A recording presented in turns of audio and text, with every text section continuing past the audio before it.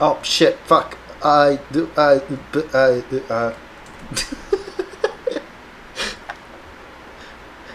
Uh, I'm gonna mess up saying your actual full name, but thank you for following me, Jenny. Why? Here, let me replay that. I still get scared. I pressed the button. The other way. Thank you for following. Uh, why? There was no need to, but thank you. Um, yeah, I do this. I do this where I read TGAB. I want to say once a month, maybe. It's why I'm just gonna say Jenny, because it's easier. But let me guess. Is it Madam Janique? Janique? Yeah. uh, because I can. uh, Jenny streams a lot of Stream Raiders. I met her in Angel's stream. She's a mod there now. Uh, she's adorable, very lewd. So 18 plus only, but go check her out. Uh, yeah, I'm just. I did not expect there to be people already. I was gonna wait another song, but then I saw you followed, and I was like, um, and now I need to bring up Twitch chat on my phone because I forgot that I can't actually look at chat while I'm looking at the book.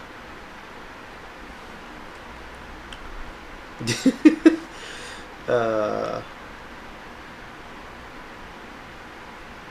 it can happen, yeah. No, it's completely fair. I mean, there's a reason my stream is, as we saw a second ago, 18 plus only. Plus only. Oh fuck! Oh, shut up! No. Plus only. Thank you. Yeah. Um, now I have chat on my phone, so we can get to reading. Uh, I have another friend who's streaming right now who shouted me out in his chat the instant he saw I went live. So I'm gonna shout him out as well because I can. Because Falsey's a dick. uh, but aside from that, I'm reading TGAB, which you can find with exclamation mark TGAB, which is The Gods Are Bastards. Consistent? No way. 2 days in a row is accurate though. Hi God Eater, how are you? Um, yeah. Anyway, yeah, I'm reading TGAB today. Like I like I should have done yesterday by right, but oh well. Um, this is actually a high fantasy story, but it starts out very fantasy. Um, so far, I believe. I had mukbang like a pro. Yeah, I suppose that's true. Um, yeah, so far we've met. Actually, let's just look at the table of contents because we've read prologue, and this is book one, whereby a group of students arrive at the university in a frontier town to fulfill our heroic destinies. Although so far all we've done is we've met lightning just flashed. We've met Tricini, who is the paladin of Ave, and that's pretty much it, really. And we've met her female dorm mates. So we've met Frost, Juniper, Ruda, Shane. Trying to remember if I'm forgetting someone. Teal, of course, I'm forgetting Teal. Nah, I won't say that yet. Teal seems to have a secret. Don't know what that's about. Um, but yeah, I think. Oh, we met Toby as well. Uh, we met Toby as well because Tristini was overwhelmed by being in a new area, and then she kind of like met Toby while she was taking a breather in a gazebo or something somewhere. I think it was a gazebo. I'm probably misremembering. It's been a while since I read it. But if you wanna hear me read the rest, I have a YouTube that I put all the VODs up on. Um, Usually I read 2 chapters, so shows. Um, yeah, the VODs are up on the YouTube channel. You can watch prologue, chapter 1, chapter 2. Wait, prologue and chapter 1, chapter 2 and chapter 3, chapter 4 and chapter 5, and now I'm going to be reading 6 and 7. Maybe more, I don't know. And yeah, we can start. I also have another one, and I think Manny's in here now because I see we've jumped up a viewer. So yeah, this is I'll never get used to how loud that is. Manny gave me a sub yesterday. The other didn't play, but we have it now. That way. I'm not used to things being on this side. I don't know why, but.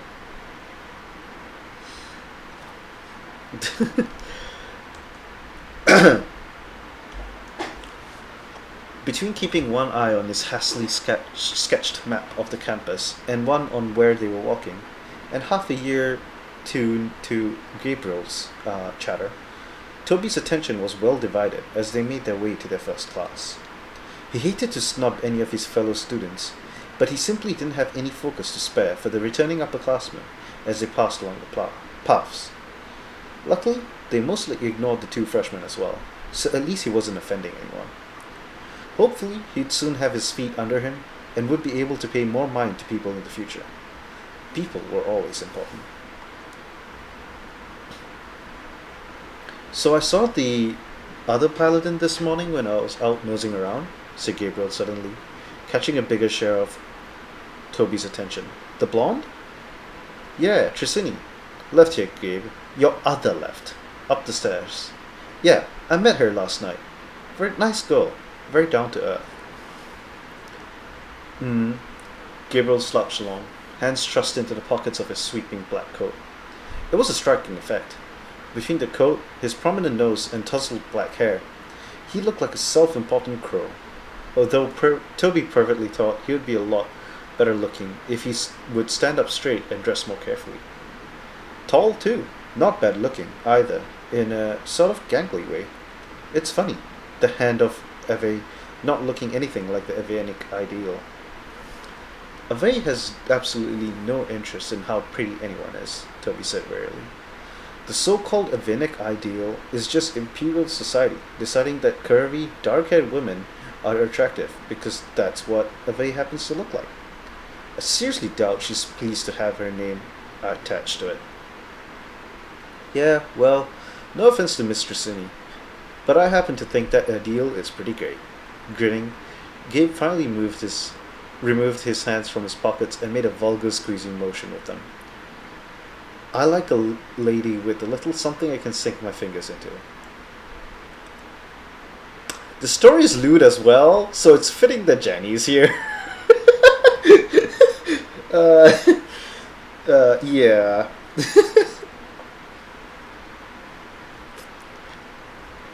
Yeah, the story's pretty lewd.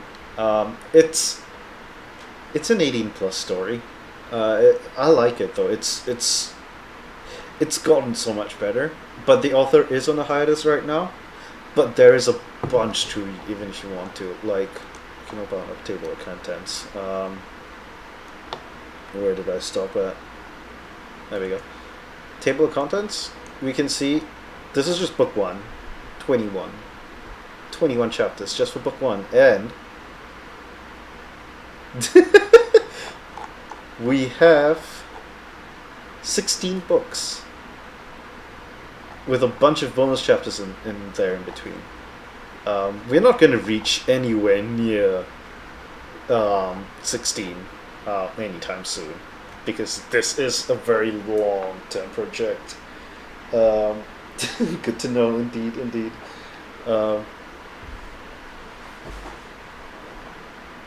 Oh? You'll have to send me it then.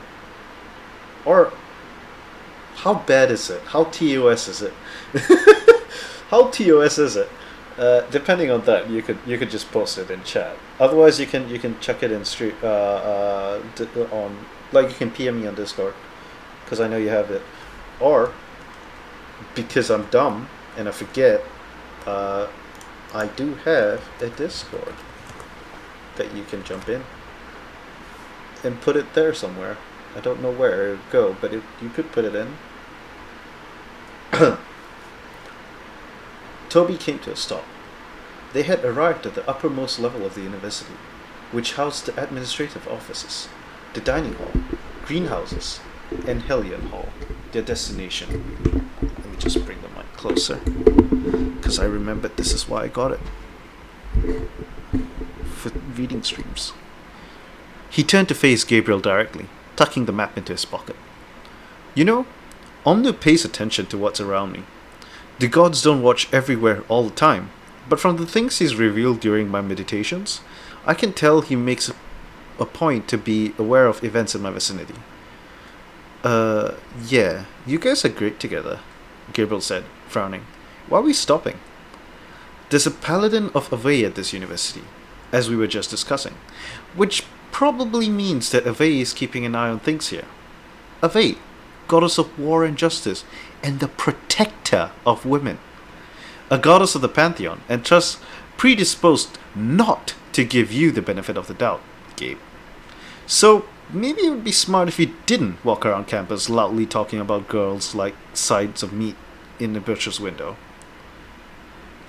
Gabriel paled slightly, which didn't go at all well with his copper complexion.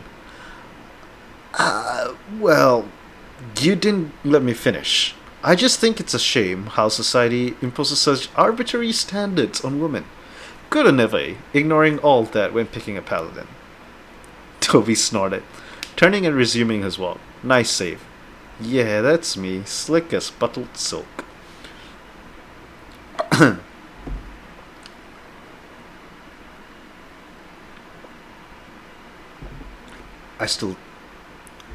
I don't mind chatting, by the way, while reading, because I can't keep words.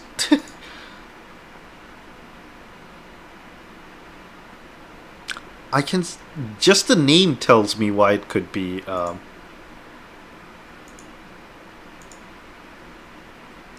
Let's just say why it could be not on stream, but I don't think it's that bad. Yeah, it doesn't sound too bad. What's a word? A collection of letters that could mean something. Hi, Fast. How you doing? The entrance to Hellion Hall was up a short flight of broad marble steps, just left of the dining hall. Both boys paused. This is why I can't read. Both boys paused in the foyer, peering around. This is a bit more like home, Gabe noted. I was half afraid this whole place would be made of logs or something. They stood in a handsome vaulted entry hall with a glossy marble floor. Dark wood paneling was interspersed with flute columns rising to a dome 2 stories up, which was inset with stained glass windows. Which way from here? You still have that map, right? Words are hard? Yes, very hard. Me no good with words. I think that's a hint, said Toby, pointing. Opposite the door ahead of them was a hefty wooden desk, currently unmanned, on either side, hallways open. The one on the left was marked with a small cardboard sign reading Freshman, with an arrow pointing down it.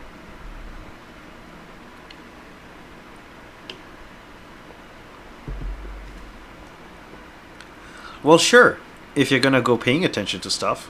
Show off. Toby nudged him with an elbow, grinning, and received a good-natured jostle in return. Together, they strode off as the sign indicated. After only a few feet, the left wall vanished, and they found themselves walking down a marble colonnade. Aside from the pillars holding up the roof, all that stood between them and a lovely, terrifying view over the side of the mountain was a chest-high fence of wrought iron.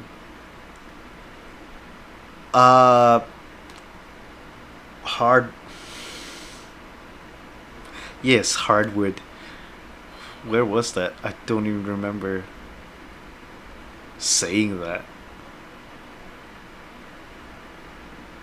Good God. I'm blind. I don't remember saying that at all. So yeah, so this the university that they're on is on top of a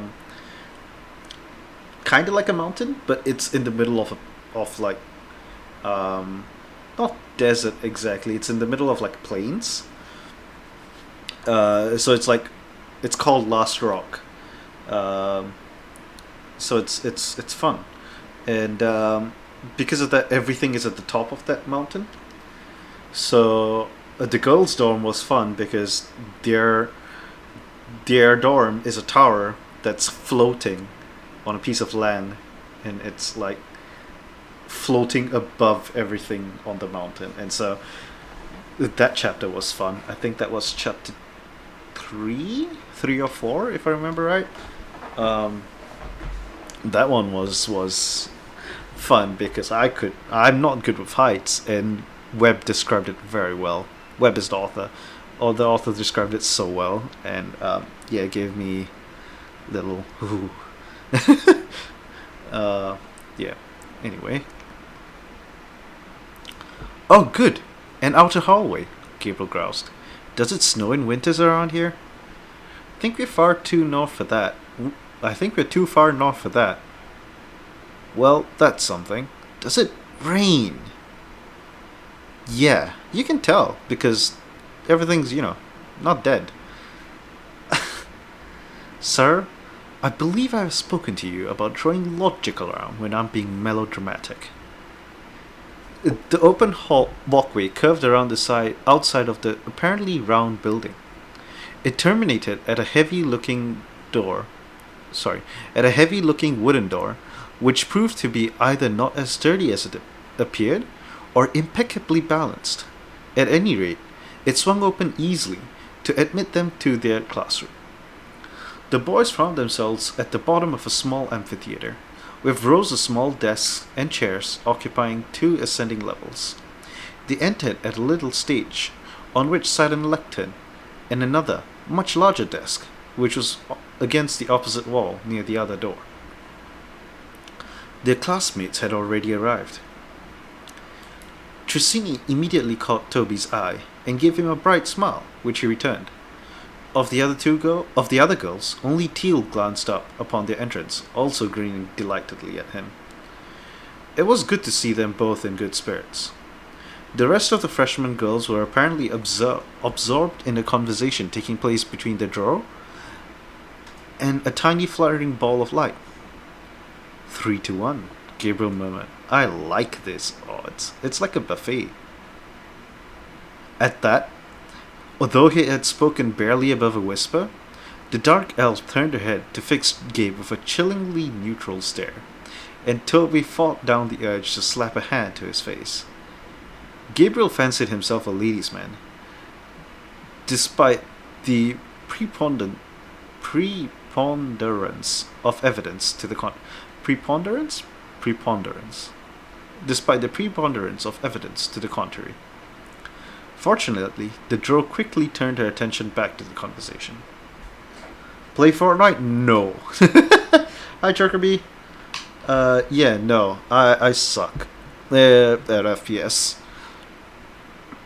Besides, today is a reading stream.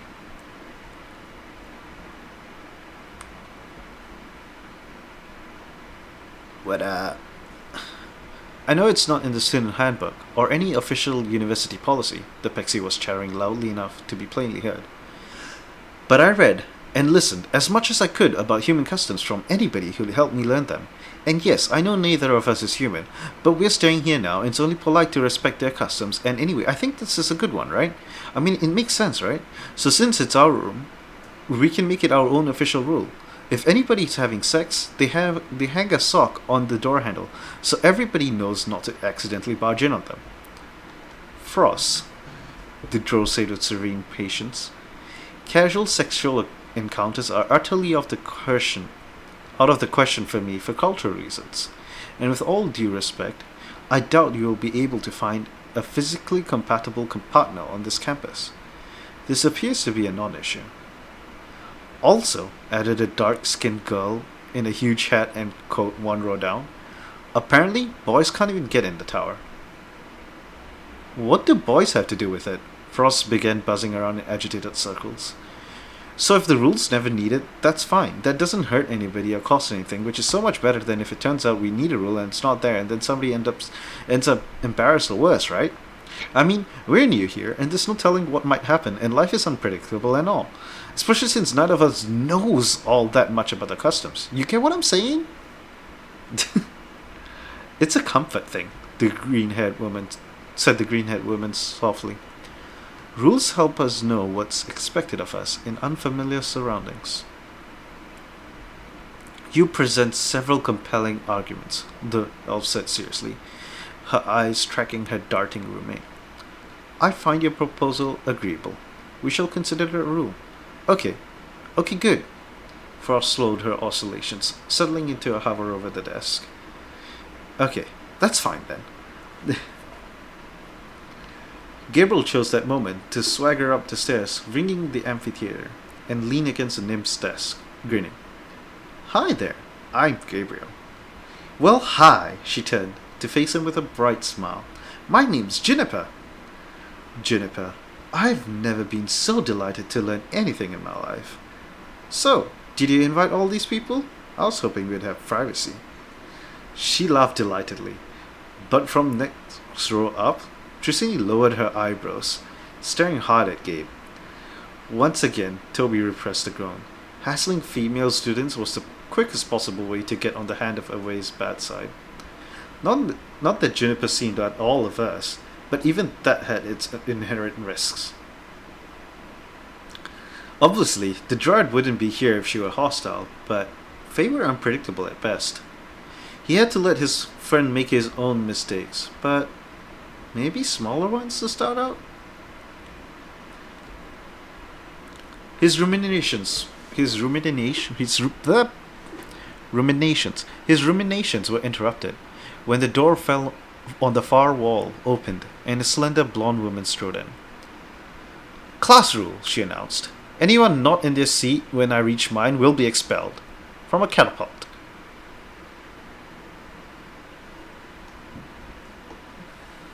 Neither Gabe nor Toby wasted a second, wondering if she could possibly be serious, until after leaping into chairs. Frost was a streak of light that slapped into the back of a desk chair hard enough to set it rocking. Professor Twelrin ignored all of this, turning her back to drop an armload of heavy books on the desk, then casually kicked the door shut. She strolled toward the podium, interweaving her fingers and flexing in a way that set her knuckles loudly cracking, and 8 pairs of eyes, assuming Pixies had eyes, silently studied the first living legend they had ever encountered. Well, hello there. Why, hello there. Hi, Pow. Hi, guest. I need to turn off those redemptions. I can't have those redemptions right now. Especially because you didn't even tell me which exercise you wanted. You know, if you read the fucking thing.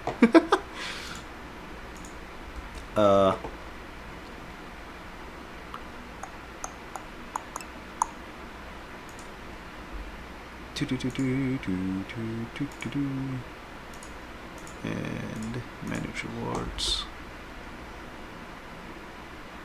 Reject.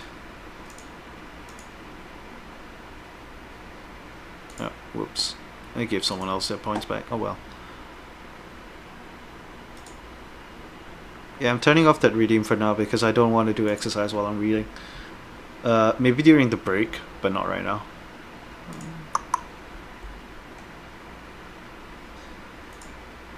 But hi, hello, welcome. How are you both doing?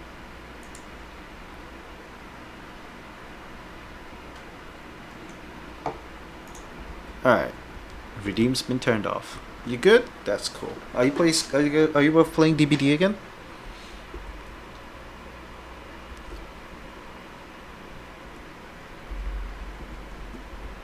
Yeah? Alright. Good luck. Don't get hooked. check.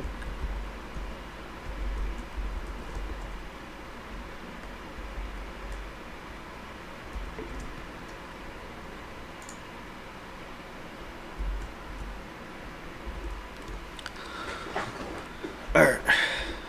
Continuing. Because now I'm not as distracted. Neither Gabe nor Toby wasted a second. Oh, wait, I already read that. Whoops. She didn't look particularly impressive, and certainly didn't look 3,000 years old. Tobias had met a few of the older elves in the course of his training, and though age didn't show on their faces, there was a serenity, a gravity to their every movement that his new history professor lacked. Archne Telrin was a slim woman with her blonde hair tied back in a simple tail. She was pretty, but not eye-catchingly so. In fact, she looked about like one would expect from a member of a race characterized by delicately pointed features and large expressive eyes. Her ears came to sharp points that marked her as a wood elf. But then again, he'd known she wasn't from this area. Why am I reading P word? What P word? I don't have PUBG.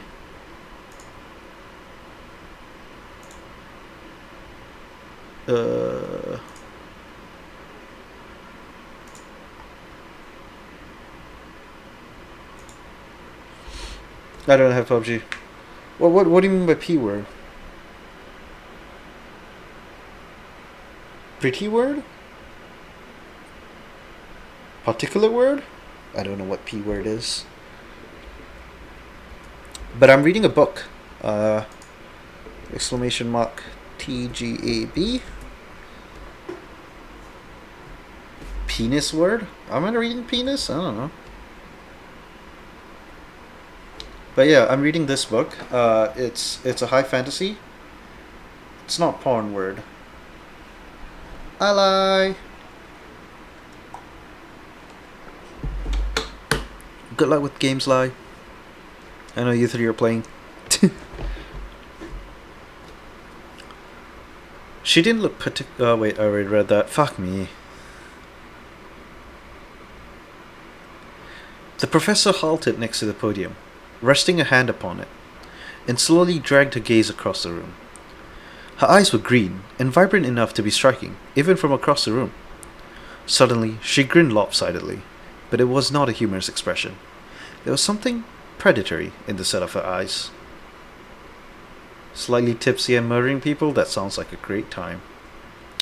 If you need help hiding the bodies, Manny knows a lot of ways. But if Manny's ways don't suit you, you can always ask a chat. Who can describe imperial relations with the pirate bands with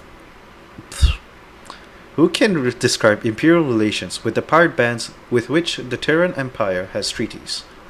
Miss Punaji, do not answer. Miss Awarian. The droll lowered her hand.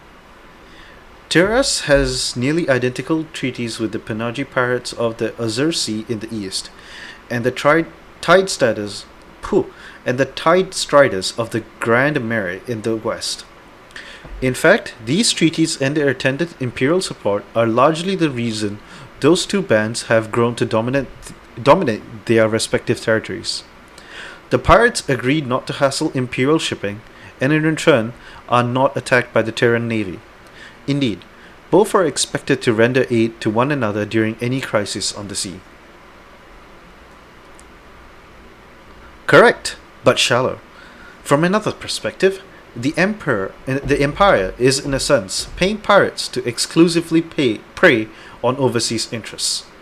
How has this not provoked a war with other nations? The Terran Empire is a famously, or in some circles infamously, expansionist power which consolidated its rule of this continent more than a century ago. By entering into relationships with the pirates, which depend of them having a steady supply of non-Terran victims, the Empire tactically promises not to extend its control to foreign shores, which would make any ocean between them unavailable to the pirates according to the treaties. The Empire gains maritime vassal states to secure its borders. Other nations gain the assurance that the terras will not encroach upon theirs, and the pirate bands gain patronage and safe harbor on this continent's coast. All parties incur costs, but ultimately benefit. What was that?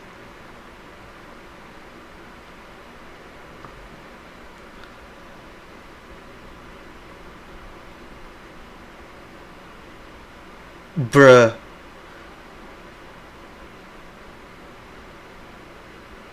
Cheese, can you not? I'm getting buzzed because of you. And I can't read all the messages as well. All I see is like they're talking about me and I'm like, meh. Oh fuck. I just put away my phone because I'm too used to not having it there to show chat. Okay.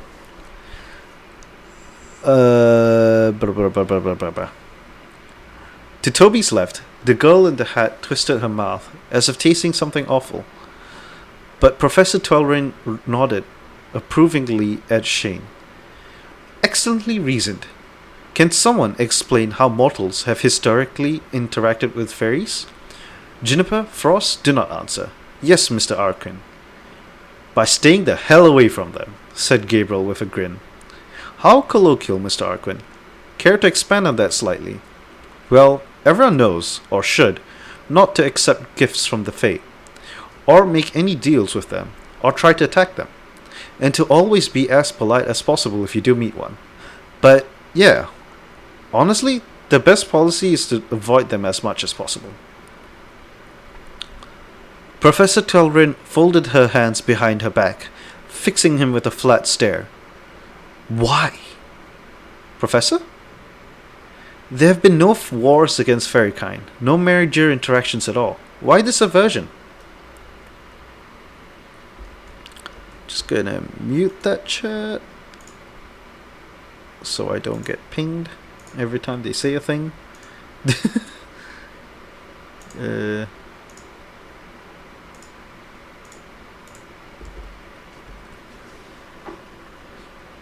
Gabe glanced over at Juniper. For a wonder, his gaze stayed above her collarbone. Because we don't understand them. Most experts, most philosophers and mages and the diplomats have tried, believe we can't understand them. They run on a whole different kind of logic, sort of like demons. They're extremely powerful and totally unpredictable. The only safe thing is to just not bother them. I wish. We're scary? Juniper looked so hurt, Toby wanted to get up and give her a hug. See, Mr. Arquin, said Tilgren, you do know a thing or two once it's pried out of you. Someone described the nature of imperial relations with the Drow city state of Tarnis. Miss Awarian, do not answer. Yes, Miss Punachi. Grinning, Zardar lounged back in a chair. As I understand it, the Empire just went in and pretty much redid the place overnight. Put up sun crystals, like the dwarves have underground. Taught the Drow about agriculture. Imported a bunch of soil and plants and stuff, and basically turned their big empty cave into a place that can support itself with plenty of food, without needing to raid the surface. I understand that before the treaty with the Empire, the Drow valued food more than gold. That's an awfully generous move from a huge militaristic power which was previously at a state of undeclared war with the Narsians and all other Drow, said Professor dryly. Are you maybe forgetting something? Alright. In return, they get peace, of course, and also, Terras gets first dibs on metals and jewels and stuff out of Tarnis, pretty much for free. Essentially correct. Tarnis controls access to several of the continent's richest mineral deposits, for which it has little use. To be more specific, by the treaty, the Narsians have first access to their own resources, but deliver a yearly quota to the Empire in perpetuity, in exchange for the magic that makes their caverns verdant. And yes, to Dro, access to plentiful food is a bounty whose value simply cannot be overstated. But Tar Narcissus is only one of three Dro city states, controlling an egress from the underworld into Imperial territory. Why does Tiras not have similar treaties with the others, Mr. Arquin? Because they're too crazy to deal with. How eloquently dismissive, Mr. Arquin. I don't suppose you'd like to add a little more detail to your analysis.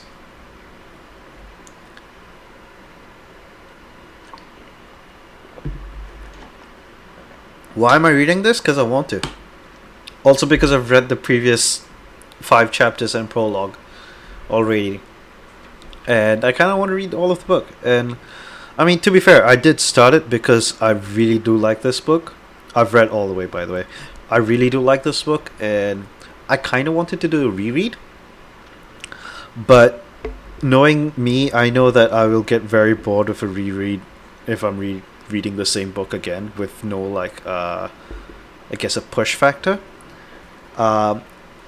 And also kind of wanted to just share the book with Stream, with my friends. And so I decided, hey, I can just combine those two things, and I could read it to my friends via Stream. So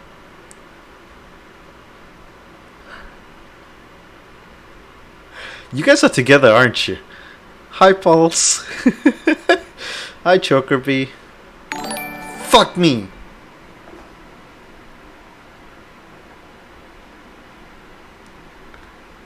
Hi, Lyndon. Thank you for the follow. It scared the fuck out of me. Jesus Christ. Ah. Your Discord, I see. Don't curse? What?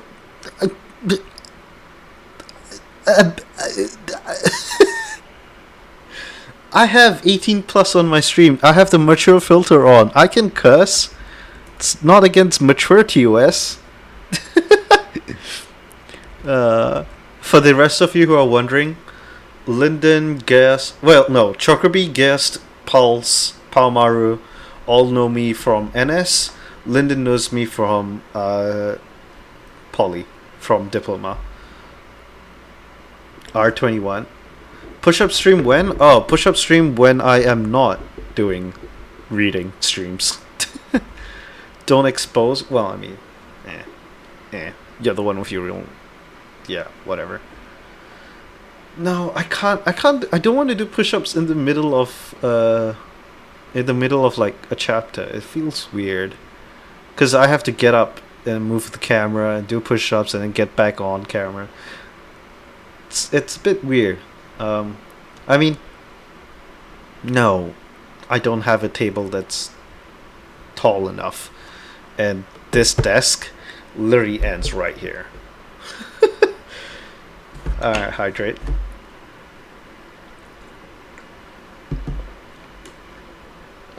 Thank you for the hydrate. But yeah, no, I'll have to push up redeem back up when I'm not doing a reading stream, which was yesterday, and guys did make me do, I think, 10 push-ups and 10 sit-ups, and I can't remember who made me do another 10 push-ups. But yeah, that was there. See, so you know, if you came yesterday, you would have been able to make me do push-ups, but not today. Also, when I'm playing games as well, I will do push-ups. Then I'll activate that. Just god damn it. I can't say that word. Oh shit! What have I done? No, where was I?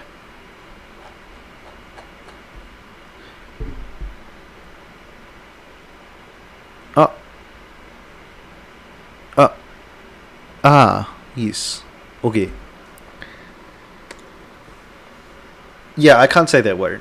I can't say that word or another word or another word or another word. But you guys can say that word. Because I'm not chat. Give you an NS story? For the non-Singaporeans in chat, NS is national service. All Singaporeans have to do national service when they turn 18. Yeah, Paul's was there. I don't know why he wants an NS story. That's just weird.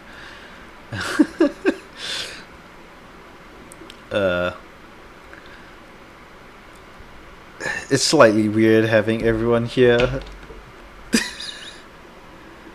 I remember Pulse. I know who Pulse is. I'm not saying real names because that would lead anyone who wants to stalk me to me very quickly. The pillow is here. You know, the Pulse. Pulse wants me to dehydrate. Yeah, at this rate I will have to dehydrate pretty soon. Thank you for the posture check. I'm not going to stay in this posture very long, but thank you. I'm not out of frame, right? Yeah, I'm not. How eloquently dismissive, Mr. Arkin. I don't suppose you'd like to add a little more detail to your analysis.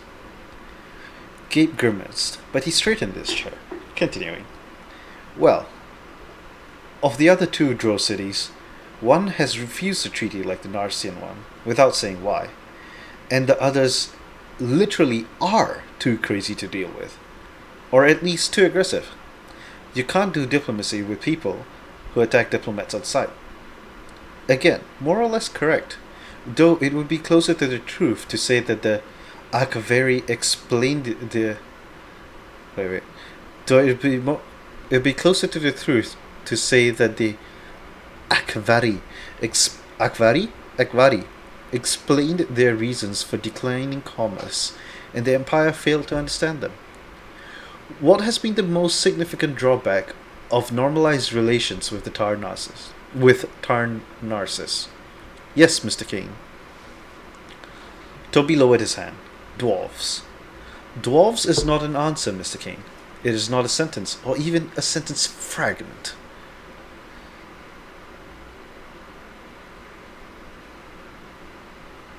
Yeah, no, you're not getting an NS story, not right now. I'll do it in a bit. I don't know. If God Eater wants to collab, we can collab. He's in chat, by the way. Or he should be. He wasn't here like a second ago. I think. Unless I'm just putting people in my mind now. Yeah, he was here a couple minutes ago.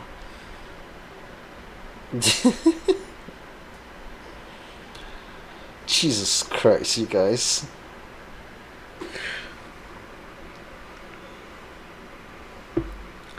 He shifted in his seat, repressing annoyance. The Dwarf Kingdoms were the Empire's biggest trading partners when it came to metals and stone. With the Empire suddenly getting a lot of free minerals, they stopped buying, and the Dwarven economy was hit hard. They have been a lot less friendly since.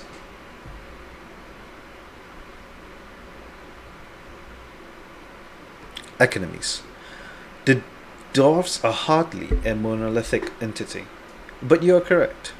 Who can summarize what is known about demons? Miss Falconer, Miss Arquin, do not answer. Oh, this should be good. Yes, Miss Avela. Yes, Miss Avela. I prefer Miss Avela, Trissini said firmly. She glanced speculatively at Gabriel. Everyone was now looking speculatively at Gabriel, except for Gabriel himself, who was looking speculatively at Teal. I prefer not to be contradicted. Life is a succession of disappointments, Miss Avela. Embrace it. Your answer... Christ. God fucking damn it. I need to turn down that volume every time it scares me. Thank you for the follow for Pulse. Jesus Christ. Thank you for the follow, Hedda Kappa. You're here too? Alright. Thanks for the follow, guys. Is it Paul Marston? Yep. Not yet. There it is.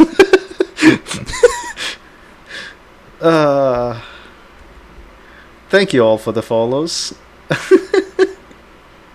Why are you all doing this? God. Diamond hands? What? What? Please don't. Calm down, y'all.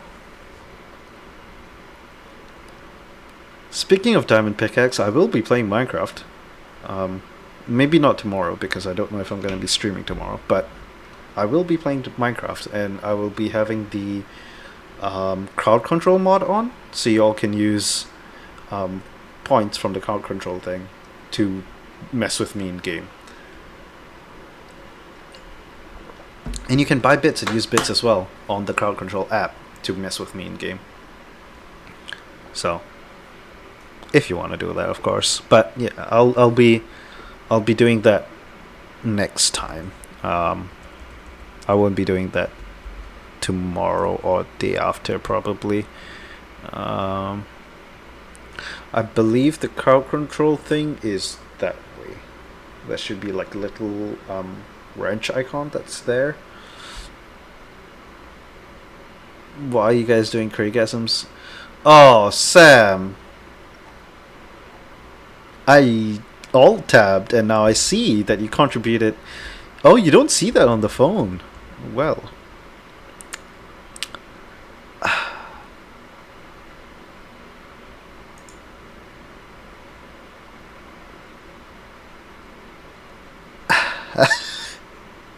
This is really awkward. But hi, Zumiwe. I'm not sure who you are, because I don't recognize that name, but yes, it is indeed me. Hi. Yeah, thanks Sam for contributing to the I'm Gonna Cry challenge. That challenge is to make me play Outlast, because as you can see, I don't do well with jump scares. Try not to use real names, because yeah. Just gonna yeet that.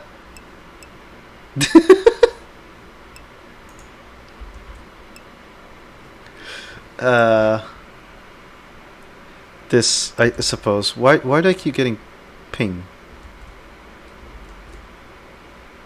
What? Cool. Alright. I fucked up. Something's gone wrong with my filter and now it's pinging me for everything. No.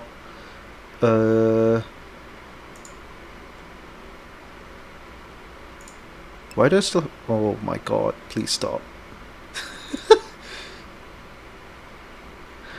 Fuck it, I'm just gonna mute the site. That'll help. Okay, I have nothing. Cool. Back to the story. I'm reading books. If you want to know more about the book, ! I failed my thing already! ! TGAB. TGAB. Which is short for The Gods Are Bastards by D.D. Webb, which is what I'm reading right now. It's a great book. I really love it. You can read ahead of where I'm reading, obviously, if you go to the link. I am on chapter 6 of book 1. Then only barely halfway through, because the cursor's right about here. The, what do you call it? Not the cursor. Scroll bar is right about here.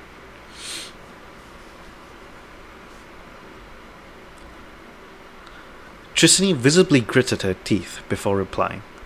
Demons are the evil creatures native to the infernal plane, also known as Hell. They are servants of Ilal, the Black Goddess, who rebelled against the Pantheon and for her crimes against the mortal races and the other gods was hurled into Hell, where she became ruler by slaughtering all who opposed her. Hi Cheese. Welcome for finally saying words after spamming Telegram groups. All demons hate mortal creatures and constantly seek to enter the material plane to spread destruction in whatever way they can. That was better than the rant I was expecting. For future reference, Miss Avila, reciting church dogma in this class is no way to attain a passing grade. You'll be lucky if I don't make you eat soap. However, in this one case, the church has the right of it. Professor Telrin folded her hands in front of her, peering around the room as if to make sure everyone was listening. Whether demons are constantly seeking to escape from hell and invade us is up for debate. Some experts, even within this church, theorize that many of them accidentally wander in through hell gates and cause havoc, much the way a bear accidentally caught in a tavern would. But it is unquestionably true that most, if not all, demons are specifically hostile to life on this plane, and there is a strong reason to believe the majority, if not the entirety, of hell answers to Ilal. And they certainly have mounted a number of organized invasions, which were repelled only at great costs. You don't agree with the church? Gabe said, suddenly looking a lot more interested. Raise your hand, Mr. Arquin. We're not baboons. And the matter is not that straightforward. I did a weird pause there. Religious institutions, by nature, view the world in simple dichotomous terms, whereas the infernal plane is probably as huge and diverse as this one. Mortal excursions through hellgates have never gotten far, and we have only catalogued 19 sentient and 83 other varieties of demons. We know less about what goes on in hell than we do about what's under the ocean. It would be tremendously foolhardy to pretend total understanding of it. Enough about that. Who has observations to share about paladins? Miss Avila, Mr. Kane, do not answer. Yes, Mr. O. Puh, yes, Miss Averon. Paladins are the designated servants of the gods. An individual is selected by a deity to serve as that god's hand on this plane, which entails chiefly taking action when, for whatever reason, the god in question cannot or will not. Paladins gain a variety of powers and gifts from their patron, which vary by deity, but all called by gods of the pantheon, are able to summon holy light, which has healing properties to life native to this plane and is destructive to demons. Textbook, Miss Avarian, but not incontrovertible. Anyone have something to add? I'm fishing for recent history. Mr. Arquin? Yeah, paladins were supposed to be gone, at least until recently. There hadn't been one in 20 years since the last hand of Omnu died, and none had been called by any of the gods for more than 10 years before that. Most people thought that since magic had advanced so much, and most fighting is done with wands and staffs nowadays, instead of swords and armor, they were pretty much obsolete, and the gods had given up on the whole thing. He grinned wickedly. Then boom! Toby and Tristany are called out of nowhere, and the church was caught with its pants down. Such a way with words you have, Mr. Arquin. You're not wrong, though, and the world is avidly waiting, now, to see if more paladins will be called again, and herald a new age of adventures. She snorted. Gods, I hope not. Speaking as a retired adventurer myself, we managed to cause enough havoc without having ready access to cheap magical weapons. These days you can buy a wand for less than a horse used to cost. But that's a subject for another class. She stepped behind the lectern and leaned forward on it, looking over them slowly. Then, again, that diabolical smile spread across her face. Welcome to the Unseen University. Unseen? Gabe looked around at the others. I thought it was just called the university. Hand, Arquin. This institution's name is hidden. It is part of a geas laid upon this land at its founding. Only initiates of this university know its name, and you will find yourselves quite unable to share it with outsiders. In this way, you may recognize one another in the wild, as it were, which you will find a very useful thing. Graduates of the unseen university are almost the best and the brightest, and definitely the most dangerous people at large in the empire and beyond. She drummed her fingers on the lectern once, then straightened. Since none of you are stupid, you'll have deduced the theme of my little question and answer session. There are other schools in the Terran Empire, several of them with academic standards that, I must acknowledge, surpass our own. The student body here is composed of, well, look at yourselves. Several of you are here for diplomatic reasons, rather than having been strongly encouraged to ascend by the throne. But all of you have this in common. You possess the academic qualifications necessary to attend a competitive school of higher learning. Her wolfish grin widened. And you're simply too dangerous to be allowed to run around unsupervised. Toby slowly lifted his hand. Professor Twelrin raised an eyebrow in his direction. What happens to people who are too dangerous to be unsupervised but don't have the academic qualifications? A complex question, Mr. Kane, and one which has as many answers as individuals to which it pertains. Later in your tenure here, you will, in fact, be exploring that very subject. For now, suffice it to say that you should be grateful to find yourself here and not there.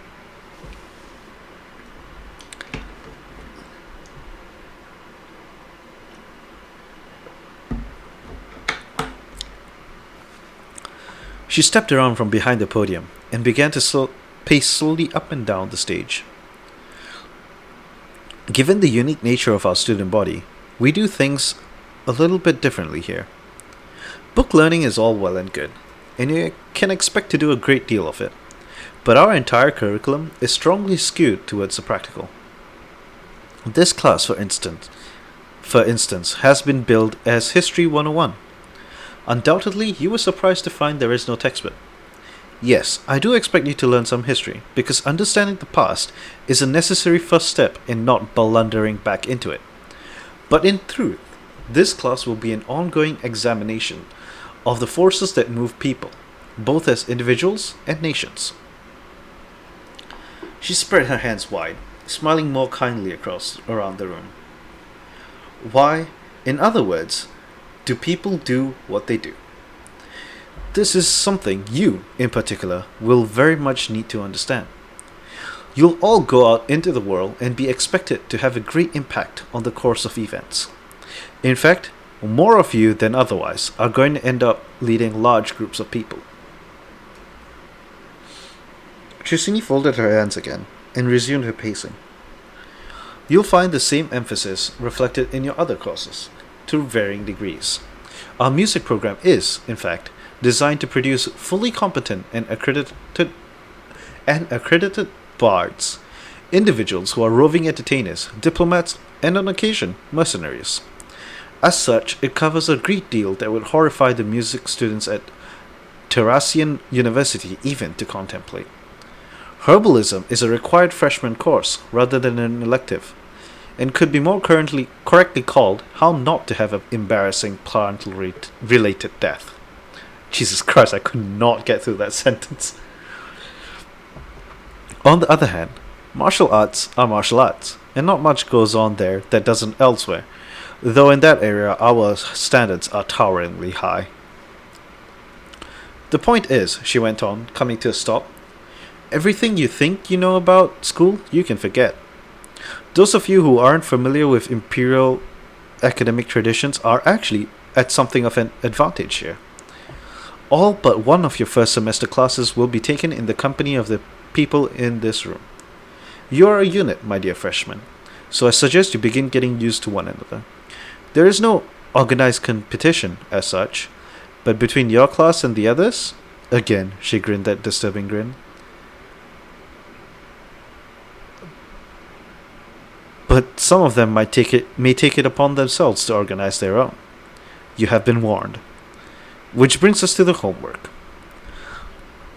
You will each have on my desk by tomorrow night a 2-page paper detailing in brief a general tactical analysis of each of your classmates, including strengths and weaknesses, and how you personally expect to be of assistance to them. She smiled, with much more humor at the flabbergasted expressions this produced. Welcome home, kids. Class dismissed. With that, and leaving her stack of the books on the table, she turned and walked out. Hey, chapter 6 done! And we are gonna go on a break, unless anyone wants to say a word. Or two. I don't know. Y'all can talk, is basically what I'm saying. Um, but yeah, usually what I do is I read a chapter, take a break of like 10-ish minutes with some music, uh, and then I go piss. I dehydrate. uh, yeah. Like I said, I read this book because I like it. It's a good book, and I like the book, and it's a little fun, and I wanted to share it with people. So I decided, why the fuck stream? Why not stream it? And I asked the author, and he was like, "Yeah, sure, go ahead, stream it." And so I did. um, yeah, I should have posted in the stream that in the Discord that I was streaming, but I'm dumb and I didn't. But yeah, we're gonna take a short 10-minute ish break. I'll be back with the next chapter. Uh,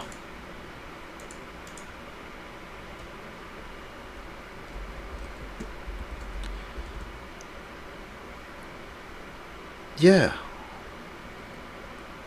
I'm trying to think of things to say, but I don't really have things to say. I guess I'll start replying all the DMs and PMs that all of you have sent me.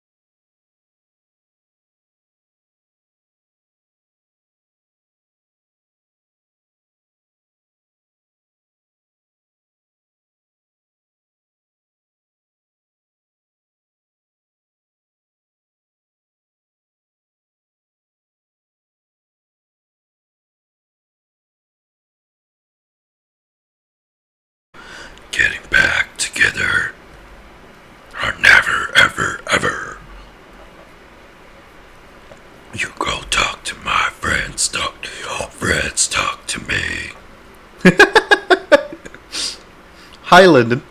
Uh,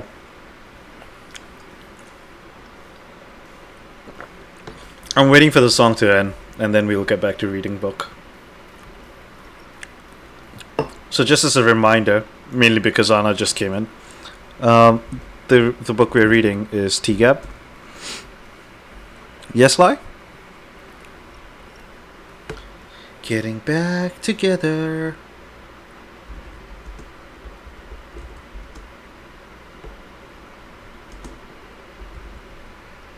How sober am I? Very. Very sober. So sober I don't even have alcohol within like 10 meters of me. Wait. Yeah, within 10 meters of me. I'm pretty sure the liquor cabinet is slightly away from 10 meters. But, yeah.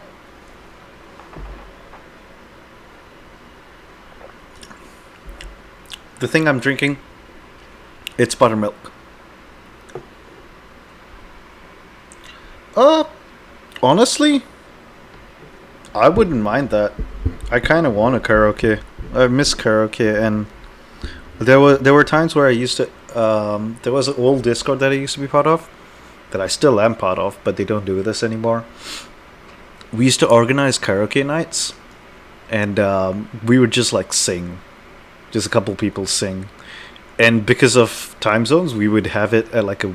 We would start at like. Um, we went for a really long time. Is basically all that happened. So like we would start like. Oh, I can't remember when we started. But I think we started in the morning for me at like 5 a.m. And then we would go all the way to like 5 p.m. my time, ish. Well, usually we ended at about 12 p.m. my time, 12 noon. So a good like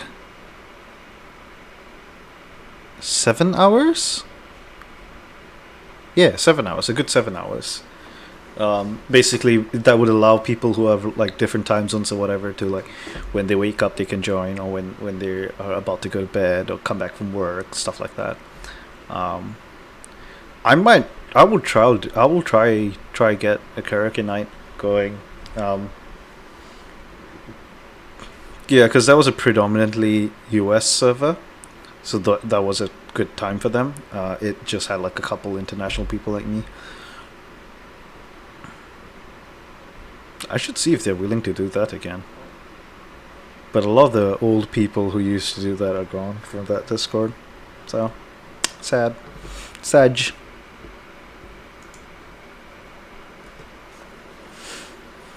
I'm trying to wait out just in case if the music was loud enough that I got copyrighted, then it would mute it on the VOD. And if it mutes it on the VOD, I want to wait long enough that none of the actual reading is cut out.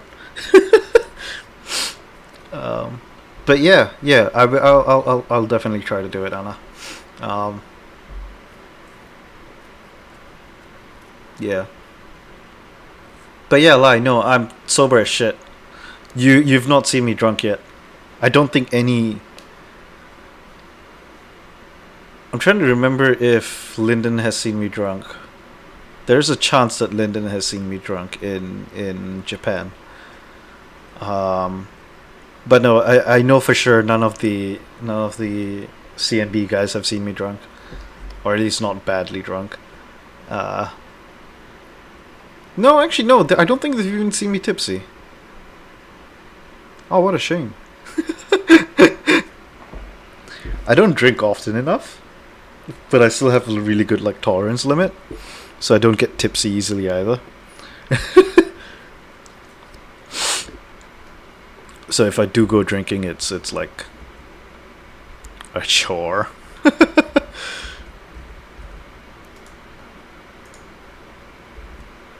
You gotta talk to my friends, talk to you, talk to me. Ah! Alright. So this is. Ooh, I should not do that. Forgot.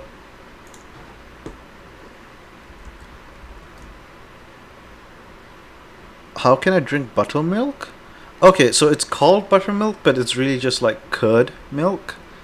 It's There's nothing left in this class anymore, but I'm just holding it as like a representation. Um, Basically, it's curd. So curd is yogurt, something like yogurt. It's close. The closest thing I know is to call it is yogurt, and it's that with a bit of salt, a bunch of water. Um,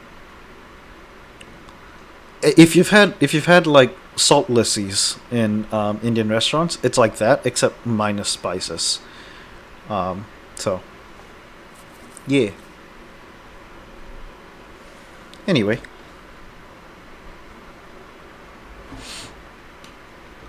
so Zarda broke the slightly dazed silence that hovered over the eight of them as they navigated the university's paths.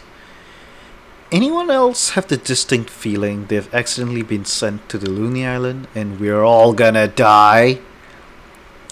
She tugged the lapels of her coat up around her ears, reached inside, and somehow pulled out a bottle of bourbon. I've got that, a little. I wish I had that power, just pull out bottles of bourbon. Well, sure we're gonna die. Juniper seemed puzzled. Everything dies. That's just science. But not like right now, probably. She wants us to write essays about each other's weaknesses, Teal mused, as some kind of bonding tactic. Does that seem completely ass backward to anyone else? Armies do something similar at basic training, Tricini said slowly. Conditions are meant to be intense, and drill masters make themselves into hostile figures. It encourages the soldiers to form a strong bond against any prospective enemies. Yes, Anna? My people use similar techniques in training, said Shane, as serene as ever, though I am not an expert in military matters by any means. I don't believe soldiers are encouraged to pick at one another's failings, however. I'm not sure that woman is entirely sane, said Tricini. Ha! You should talk. Zaruda took a long swig from a bottle, cocking a thumb at her roommate. This one was up at butt-fuck o'clock in the morning. Came back to the room an hour later in full armor, looking worn out, and this just when I was getting up. Needless to say, we had us a discussion about shower privileges. I went for a run, Tricini said defensively. The main stairs up the mountain make for a good track.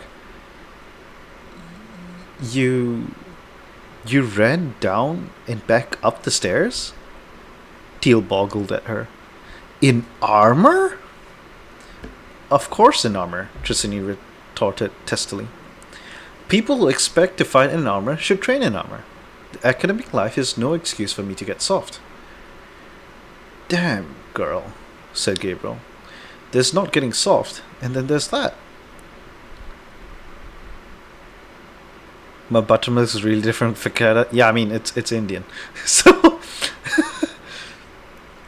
what do you know about demons? She asked, half turning her head to stare at him. Yeah, I mean, it's lassi. Just get a lassi from an Indian restaurant, a salt lassi from an Indian restaurant. It's probably good enough. What do you know about demons? She asked, half turning her head to stare at him. His expression went flat. I know to stay the hell away from them. What else does anyone need to know? She turned away from him, absently fingering the hilt of a sword. I'm assuming, by the way, that somebody knows where the hell we're going, Zorda said, peering around. The campus was lively and lovely in the mid-morning sun, with students passing them on their way to their own classes. The 8 freshmen had just descended a staircase to the next level down from the upper terrace and Helion Hall. We've got Introduction to Magic with Professor Yonhall, chimed Frost before Toby could reach for his map. Derringer Hall, dead ahead. Follow me! She flitted away, down the path, occasionally darting back and impatiently to the more slowly walking students. You should, Anna. They have some. Ooh, this is gonna call me out. but I'm not the greatest. I don't like Indian customs, like traditions, um, but their food is so good. Indian food is good. Um, I am slightly biased. I am Indian. I grew up with my parents making Indian food for me every day, so I am slightly biased in that I sorry in that I don't like eat like seek out Indian food because I have it every day. If that makes sense. Um, but Indian, like genuinely, I feel like Indian veg, especially, is a lot better than any other vegetarian cuisine, right? Because Indian vegetarian cuisine has so many varieties, so much spices. With I don't know, you just take an average Indian dish and you take like an average, um, I don't know, any other cuisine dish, and if there's no meat in that dish, it's not gonna taste as good as a Indian veg. That's just my opinion, though. Of course, if you have your own opinion, you can have your own opinion. But like, obviously, there are specific dishes in other cuisines that do better veg than Indian, like an average Indian veg dish. But yeah, it's spicy, but also because you're in Canada, they're not gonna be that spicy. Not unless they look at you and they can tell that you're Indian. They're not gonna cook it that much more spicy because they know white people ain't gonna live. um, they like in general, white people can't handle spice, so they look at white people and they go, "Yeah, let's just drop that spice level." um, yeah. They had progressed only another 10 feet when a figure plummeted from above, landing directly into their path. Well, she drawled, isn't this just precious? They stopped as one. Frost darted behind Juniper, and Chisney gripped her sword, eyes narrowing. Zarda snorted loudly and had a pull of bourbon. Blocking their way was a drow woman in denim trousers and had a laced vest that left her muscular arms bare.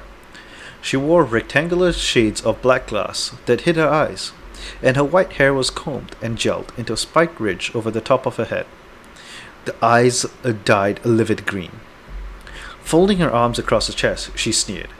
Another little rat scurries up from below, all prettied up and repressed half to death. Come to learn how to live without being waited on hand and foot?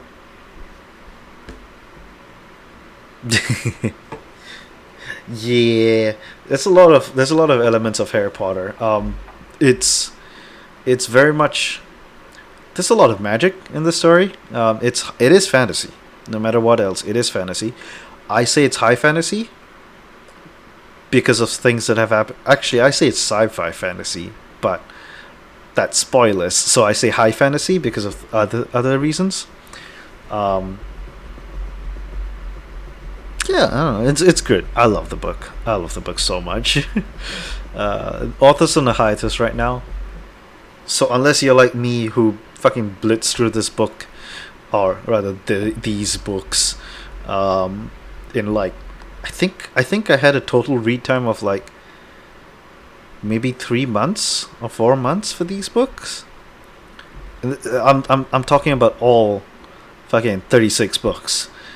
Um, I if I'm reading a thing and I really like it, I read it way too much. I have a problem.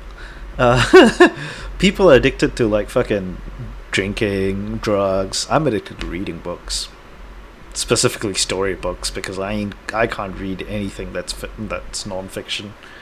I just instantly just go bleh. Brain just goes dead. Are you addressing me? Shane said mildly. Upon leaving the classroom, she had donned a dark cloak and put the hoodie up to shelter her face from the sunlight. Well, I wasn't talking to the pixie. The drow woman's sneer grew to an animal ferocity. Let me guess. Narisian? pampered pet of the Empire, never had to work a day in her life? Word of advice, little bitch pup, go home.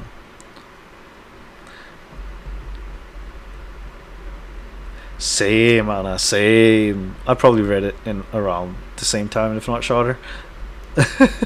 I read, I read quick as well, so it doesn't help.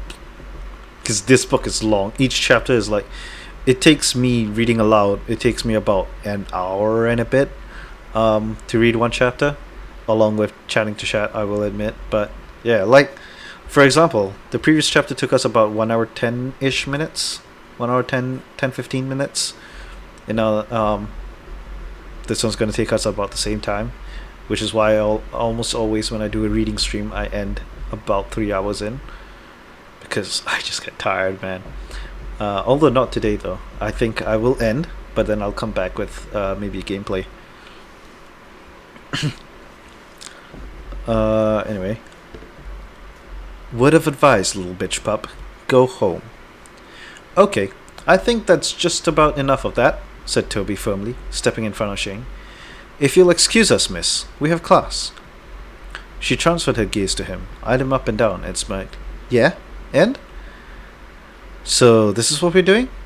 We're hassling the freshmen now? Good, great. That's an excellent use of our time when we're about to be late for class. Two figures appeared on the ledge of the terrace above, from which the drow had jumped. A grinning boy with sharp features and pale blonde hair who had spoken, and the dark-complexioned young man in the bone-decorated vest who had sat over the arch yesterday, giving out directions. Hey guys, said the latter with a cheerful wave. Finding your way around all right? Oh, those are hidden messages? No. No, they're not. Why do some messages just appear of a darker color? Yeah, bitch pop is some degradation. Yeah, it's something. But I don't like how you use that emote there. Anna. Good night. Streaming also.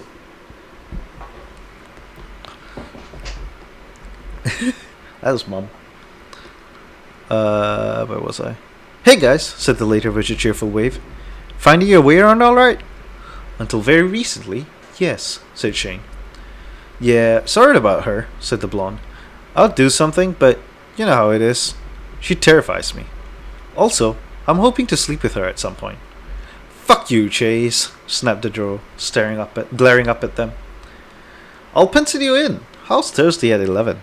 She bared her teeth and actually growled, then turned on her heel and stalked off. Tonk, do correct me if I'm mistaken, but Nacho's in our next class, right? Said Chase from atop the wall. That she is, my friend, his companion replied, which is very much not in the direction in which she just departed. The sacrifices that must be made for a dramatic exit. Do you suppose we ought to be late too, as a show of solidarity? If by solidarity you mean not setting off our insane classmate, then your reasoning is sound. Seems like we've got a plan then. Chase seated himself on the wall, dangling his legs over, and waved down at them. Flee, little froshes. Flee while you still can. Yeah, okay. Zerda shouldered through the pack and swaggered off ahead, the others trailing after her. Nice to see you again, called Teal, waving up at Tank. He nodded gravely in return. Trissini shook her head, muttering, I really don't think I'll like it here. I'm sorry I'm having fun. I recognize those characters because I know where they appear later, and I'm like... I'm like a little kid. I'm almost any character that we see for the first time from now on, I'm gonna just go like this internally, because I know where they go and what they do, and I'm like, I know what happens to them, and it's so cool.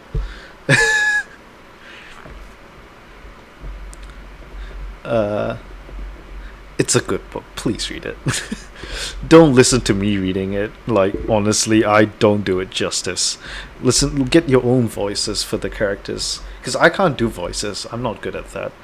Um, my dad, when he used to read to me, he used to read like books to me, to get me to sleep and stuff. Um which was a mistake because if it didn't do that, I probably wouldn't be the the amount that I read now. That wouldn't be a thing. But yeah, no, my dad used to read to me to bed, or read to me at bed, in bed, and eh, I don't know. That's not worth it. It's not worth it, really. You can read a lot faster than I can read out aloud. But yeah, that's actually part of the inspiration for why I wanted to do this. Because my dad used to read to me, and he'd be like, "The cat falls down from the ledge, and then it goes "Rawr, rawr," and something like that, right? And then like it was a lot of fun, and that's probably why I got way into reading. But I wanted to kind of like bring that across here, but I'm not as spontaneous as dad. Dad, like, he reads a sentence, right, and he doesn't read the descriptions per se. He kind of like acts out the descriptions, if that makes sense. And I can't do that. My brain doesn't work that way. My brain doesn't come up with like other random shit to do. Um, like, for example, the previous one, he would have done the voices. He would have been like, little bitch pup, some kind of like very aggressive thing. Um, and the flee, little froshes, flees while you can. Yeah, he would have said it instead of like actually reading it out like I do. So yeah, I blame my dad. I blame my dad for my book addiction. During the hall resembled Daringa Hall resembled a medieval castle from the outside, though within it was though within it was done in marble and dark wood, much like most of the university appeared to be. The campus was actually only a few decades old, despite the antique sensibilities of its styling, and nothing had had the time to get properly dilapidated. There wasn't even any graffiti on desks, as the freshman class discovered, while finding seats in the room where Professor Jornholt's introduction to magic was to be held. Given the brevity of their class with Professor Telrin, and even after making a slow way across the campus and being interrupted by the ill-tempered elf, they were in plenty of time. The eight of them prowled about the classroom, talking in small groups, before drifting towards seats as the time for their class approached. This time, Gabriel perched beside Zaruda and leaned over to her as soon as she was seated. "So, yeah, I'm with you. Crazy Island. All gonna die. How of them do you reckon we can take out with us?" She took a drink from her bottle, which was already half empty. "Is this a strategic planning session, or are you just making small talk because you want to bone me?" "Hey, don't try to pin me down. I'm a multitasker." "You're cute," she grinned. "Remind me of a puppy I used to have." "Aha, then my plan is working." Her grin widened. "Nope, unless you're planning to get stabbed." He was spared further embarrassment by the arrival of their professor. "Good morning," said Professor Jornholt in a deep baritone that seemed to almost vibrate the air. He was unmistakably a dwarf, less than shoulder high on an average human, less than shoulder high on an average human, and twice as broad, but clearly with muscle. The man resembled a brick, with nothing round or soft anywhere on his frame. That was as far as the resemblance to the famous wild-bearded, leather and loincloth-wearing dwarves of the North went, however. Professor Jornholt was in a dapper tweed suit, with neatly combed black hair, and a short, very precisely trimmed beard that outlined his jaw. Ah, good. Everyone's already seated. My congratulations. You're officially better students than last year's freshmen. Welcome, he proclaimed with a smile, coming to stand at the front of the room. To Introduction to Magic. Thanks for having us, replied Zorda, lifting her bowl. Ah, Miss Panaji, if you would please put that away. Hey, I've got an exemption to the drinking policy.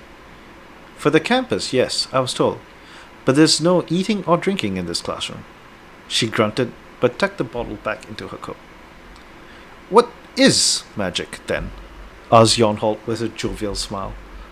Most are of the opinion that magic is a form of energy, which, like most conventional wisdom, entirely misses the point.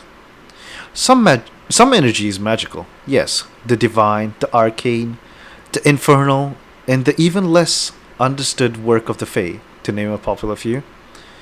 But magic itself is not a means of acting, but a means of classifying actions. The professor turned and opened the top drawer of his desk, pulling out carved wooden hummingbird, the size of his palm. Its tail was fully spread, its wings flung forward past its head. There are two kinds of natural law, he said, turning again to face them. Objective and subjective. Objective natural law governs the realm of physics. It is what it is, and what anyone thinks of it is totally irrelevant. In the physical world, there's nothing free from the interconnected forces that move all things. Every step you take is affected by the pull of gravity and the friction of air through which you must pass. It has been theorized that the weather can be changed on a grand scale by something so seemingly inconsequential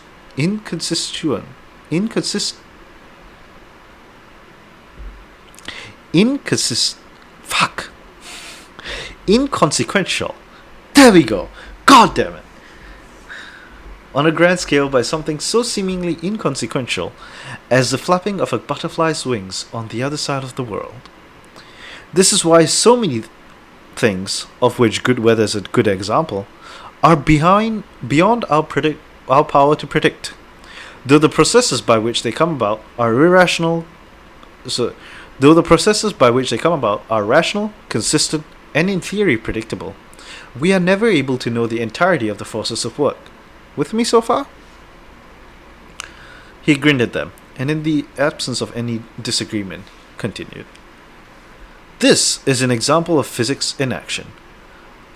The professor gently placed the tip of the hummingbird's long wooden beak against one of his thick fingers and released it with his opposite hand. Incredibly, it hung there, rocking slightly, apparently balanced on one of the carving's furthest ends. Now, how does this little beauty work? Any ideas? It's enchanted? Guessed Juniper. I'm afraid not. No, there's no magic at all at work here. Merely a bit of carnival trickery. There are weights very cunningly hidden in the wing tips, you see, which shifts the whole bird's center of mass. It balances on the tip of its beak, because that truly is its most perfect balancing point. That, kids, is physics at work. No matter how much it seems like a thing should or should not be, it is. It will do what it does, and nobody can gainsay it. This brings us to the opposite principle, subjective natural law. As one might expect from the name, this principle gives reality to what is subjectively true. He began to stroll slowly up and down the front of the room, the carefully balanced hummingbird held in front of him on his fingertip the whole time. While the realm of physics functions just the same no matter who is there to see it, or if anyone is, the realm of magic is what happens when the perspectives of intelligent beings are imposed upon physical reality. Magic is not the divine or the arcane. Those are magical in nature, yes, but they're merely expressions of magic. The nature of magic is that things become what it seems like they should be, to whoever's doing it. The logic of physics goes completely out the window. By casting a spell, you rewrite all rules. You become, at least as far as the tiny amount of the world you are able to affect is concerned, a god. It should go without saying that the potential for disaster in casting even the simplest spell is immense. Raising his free hand above the balancing hummingbird, he went on. I'm gonna cast a minor spell here. All this does is map a small network of artificial ley lines across this object. It is a necessary first step for most enchantments, but has no effect on its own except to make the item amenable to having arcane magic worked upon it. In essence, it is the minimum possible thing you can do and still be working magic.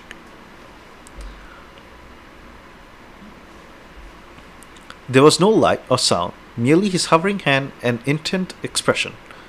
But quite suddenly, the hummingbird tumbled from his finger and clattered to the floor. Professor Yarnholt spread his hands wide, casting a look about the room. To perform magic is to introduce subjectivity to a physical system. It is to replace consistent rules and a resilient physical connection with the rest of the world with whatever happens to be in your own head. It is to create chaos. Hopefully, a small and controllable amount of chaos. But, by its very nature, chaos is unpredictable and uncontainable. How does anyone do it then? Asked Gabriel. You make it sound like every act by any wizard could potentially end the world. Actually, Mr. Arquin, there aren't any wizards capable of acts that could end the world. The world is quite large. Some of the primary gods probably could, but they're generally more careful. But yes, that is somewhat beside your point, isn't it? Fuck. But yes, that is somewhat beside your point, is it not? The question is, just how in blazes do wizards have any control over anything they do, when what they are doing is taking bits of our rational, predictable world and turning them into the kind of blathering soup that occurs when a person dreams? He tapped his temple with a blunt fingertip, smiling. The answer, my friends, is that magic is more art than science. The answer is intuition. A wizard knows, and thus can control, what a spell will do under a given set of circumstances, because he feels it. And the only way to develop this intuition is through practice. Long, arduous, potentially quite destructive practice. And that, kids, is why, despite advances in enhancement and the proliferation of mass-producible magical technologies, an actual wizard is still a rare and powerful thing. Also why getting them to do anything is damnably expensive. What about enchantments though? Frost piped up. I mean, they can do those in factories now and crank out piles and piles of things that are just loaded down with magic. And if magic is all the subjective thoughts of one person given reality, I don't understand how that works, especially since they all do the same basic thing no matter who's using them. Ah, you must be Frost, Professor Jornholt said. Enchantment is its own realm of study, and one to which we'll be giving a great deal of attention this semester. But you've struck upon a very relevant point. To enchant something is to use magic, to alter it in a way that can then interact consistently and predictably with the rest of the world. It takes the enchanted object out of your little space of creative chaos and puts it back into the network of physical forces that binds the world together, with a piece of magic now tied to it that is also part of that network. So enchantments, by their very nature, must be logical, predictable, and reproducible. It is by capitalizing on this principle that modern magical mass production works. But the underlying properties are the same for a factory-made moving carriage as a 2,000-year-old enchanted sword.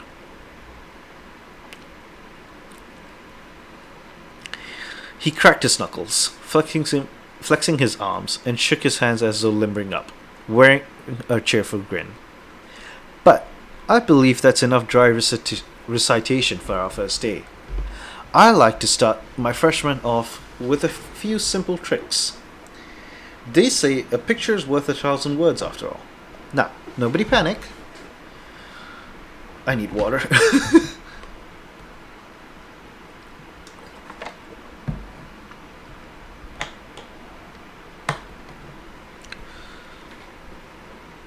John Hall snapped his fingers, and the room was plunged into darkness. Gabriel cursed, and there came a wordless exclamation from Frost.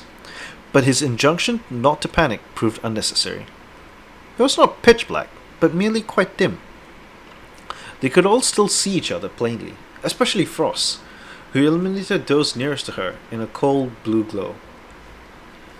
To begin with, let's see who's carrying enchantments, shall we? Said Ronholt from the front of the room. He did not appear to move his hands again, but suddenly a bright glow sprung out around Teal, Tricini, and Zaruda. Tobias blinked against the sudden light, frowning. Upon second reflection, the girls themselves weren't glowing, but rather objects they were carrying were. It was a bit confusing in Zaruda's case, as it was apparently her coat that put off light. This is a variant of an old trap detection spell I developed. Not much used tactically, as it's very easily blocked, but still good for a bit of fun. Now let's see what we've got here. Ah yes, Miss Falconer's talisman. The church does tend to be a bit heavy-handed with their enchantments, but given what that little badge has to do, I suppose it's called for. What does it do? Gabriel asked curiously. Now, Mr. Arquin, time enough for you two to get to know each other outside of class. Moving toward the middle of the room, we see Miss Avela's sword and shield putting off even more light. Nothing surprising about that either. Important safety tip, kids. Never touch a paladin's weapon without its owner's permission. Those are gifts directly from their patrons, and not only just about the most magical items in existence, but directly connected to the power of the gods. Accidentally offending a deity is a very silly way to die. And over here, goodness, Miss Panaji, that's an awful lot of power on that coat. If I may ask, what manner of enchantments do you have there? Oh, this? Zarda slid her thumbs along her lapels. Was a present from my Uncle Rafi when I got accepted to the university. It's weatherproof, lightly armored, and has a bag of holding spells on the pockets. That is an awful lot of energy for such comparatively minor enchantments. Are you sure that's it? She shrugged. Well, I guess you could say there are a bag of a lot of holding spells. He insisted I've got about as much cargo capacity as a merchant's ship in this thing. But Uncle Rafi tends to exaggerate. He just wanted to make sure I could go a few weeks without having to make a beer run. Make a beer... Professor Jornholt stared at her in awed silence for a moment. Miss Panaji, exactly how much alcohol are you carrying? I don't know. How much is there? Yes. Well, alright. Then, moving on. He waved a hand and the three girls vanished. There's one more trick I like to do. It never fails to be a crowd pleaser. This is strictly stage musician stuff, you understand? The Wizards Guild would make exceedingly stern faces at me if they knew I was doing it in public. Still and all, I think everyone should have a look at their aura at least once in their life. And what better time than at the outset of a magic class? Behold! Professor Jornholt threw out his hands, and suddenly the room blazed with light. Both Tricini and Tobias gleamed with coronas of pure gold that seemed to reach into the farthest corners of the room. They didn't obscure the other students' auras, however. They immediately discovered that only the aura at which one directly looked at would be clear in one's vision, while the others dimly perceived details in the background. Gabriel was surrounded by a cloud of darkness, shot through with streaks of green and purple. He looked like he was wearing a giant bruise. From Teal there blazed an intense orange blaze, as if she was on fire, which pushed outward even more aggressively than the paladin's auras did. Zaruda had a simple but pretty halo in shades of blue. Shane gleamed a cold, pure white. The two Fae had by far the most interesting effects. Frost appeared to be within a tiny blizzard, completely with clouds and whirling snowflakes that almost bottled her from view.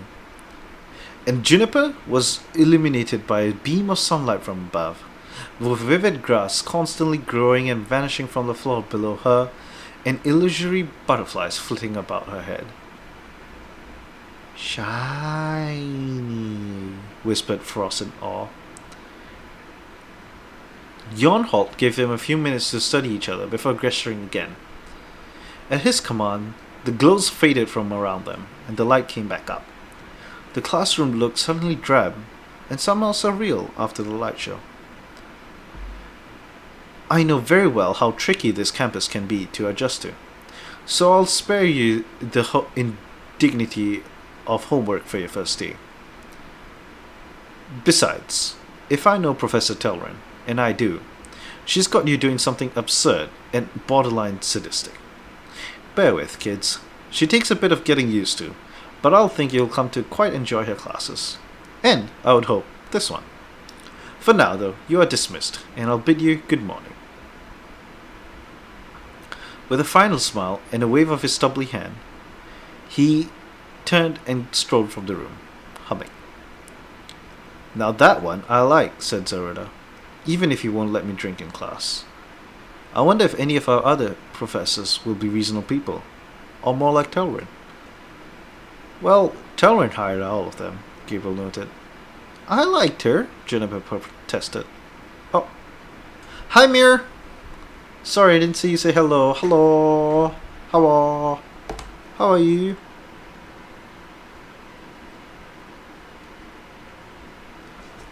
Yeah, I'm reading TGAB, which you've already done. So yeah, this book is long. It's not just a book; it's actually multiple books. It's a novel. It's an epic. I'm good. I'm all right. I'm all right. I'm alive.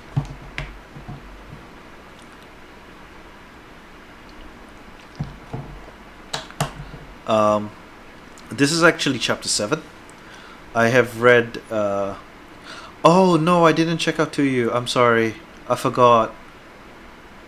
I knew I was forgetting something today. Right. Let me yoink Jenny's recommendation and your recommendation both. Put it in my personal to you. Yes. I'm so sorry. I forgot to check them out. Yeah, that's my fault. I don't have an excuse.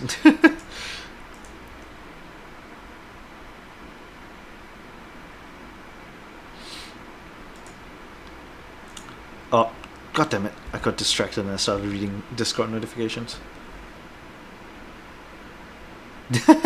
Fair enough, Mir. I mean, I'm reading TGAB. You can listen. I have the previous chapters up, except for chapter 6 because I just read that. And I have the prologue up as well. But I have them up on my YouTube.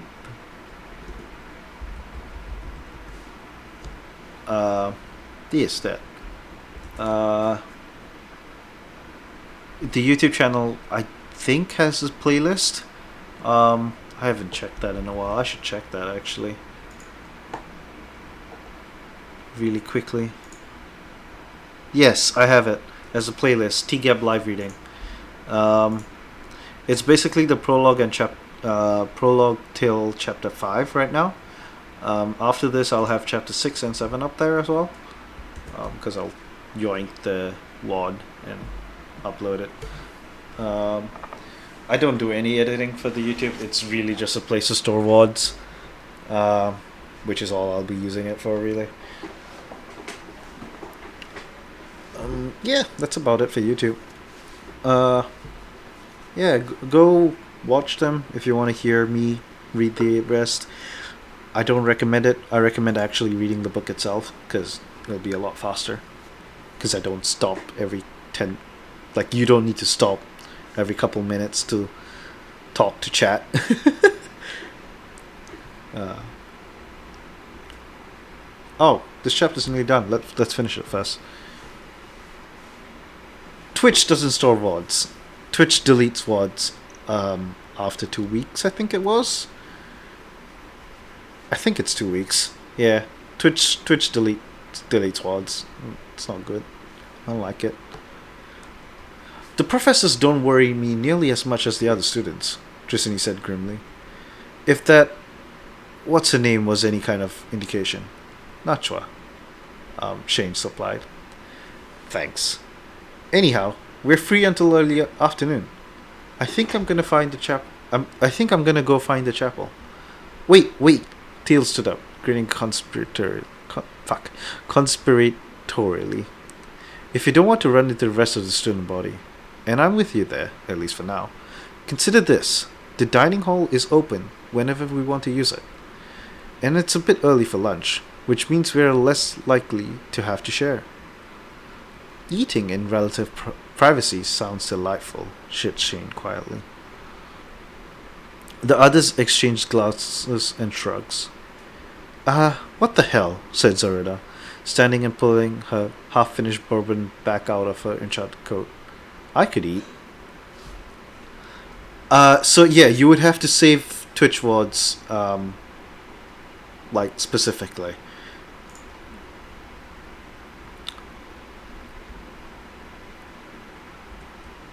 What's stream time at? 2 hours and 10 minutes. Wow. Oh, I guess 7 is a lot shorter, isn't it? Yeah, 7 is shorter. Oh, well.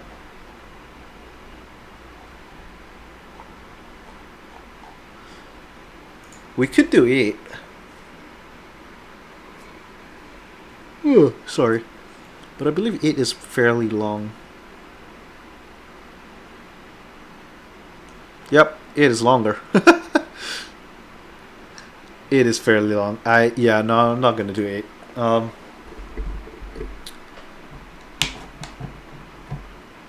I guess this is gonna be slightly shorter VOD then. Yeah, but Twitch doesn't store VODs. It only stores them for like 2 weeks, and then after that it deletes them. I think you have to be partnered to permanently store VODs. And I mean, fair enough, each VOD takes up like a few gig. Considering how many people are streaming on here at any one time, that's a lot of space that they need. So I'm not surprised that, they don't store VODs. Or they don't let people store VODs. Completely fair.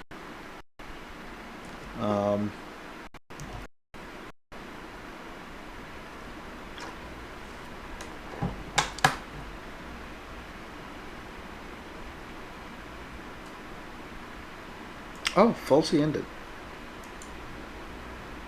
Well then. I didn't even realize he ended. Oops. Yeah. Thank you all for joining me for 6 and 7. It has been a while since the previous chapters, I will admit, which is why I had to rewatch the VOD from the previous one just to remember kind of where we were, at least a little bit. But yeah, no, it's been a while, and I will be doing these at least slightly more regularly again. I'm planning to stream every weekend. It's just going to be a mix between, like, possibly one weekend's going to be gaming streams, and then the next weekend's going to be like this, reading a book.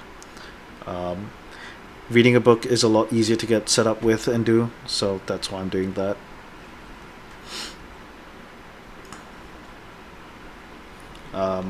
Yeah. Thank you all for joining me for TGAB. I know there wasn't a lot of music in this one, which is good, but sorry about that. Uh, what's the time today? What's the time right now? Like in real life, it's just about midnight. Lovely. Uh, I could end. Super cozy, really? Thank you. You were only there for one chapter. Um, yeah. No. I will end. I think I'll come back in a couple minutes. And I'm thinking whether karaoke or maybe a game, if I can get it running with OBS. Yeah, maybe a game. Maybe a game. It's been a while since I've done a gaming stream.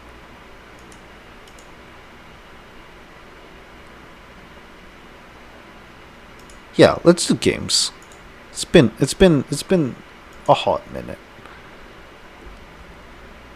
Yeah. So I'll be right back. Thank you all for joining me for the reading stream. Uh, we will do that more often again. That's not what I want. Um yeah, I'll be back in a minute. So, bye.